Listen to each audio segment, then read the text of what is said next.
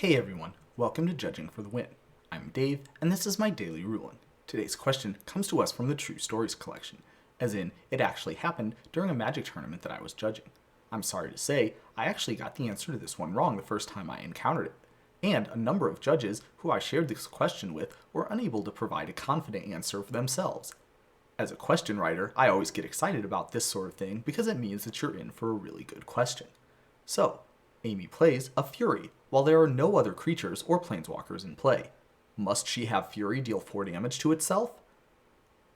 So, as a good starting point for questions like this, I always like to think about what I know.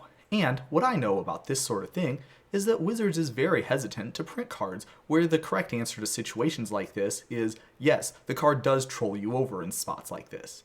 So, that's not a definitive thing by any means, but it does sort of color your opinion of what you think the answer will be and how you should approach it. Unfortunately, with Fury here, it doesn't seem like Wizards has any of the indicators that they normally use to indicate this sort of thing is optional.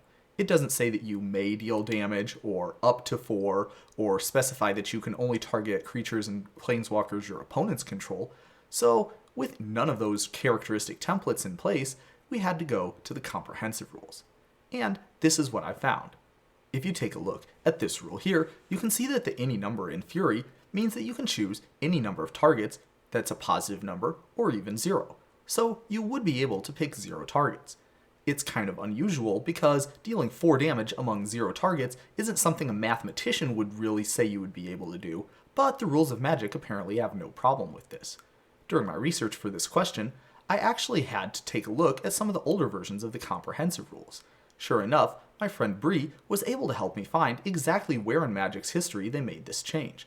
It used to be that there was specific language in this rule that I just pulled up that indicated the answer to this question was the opposite of what it is now.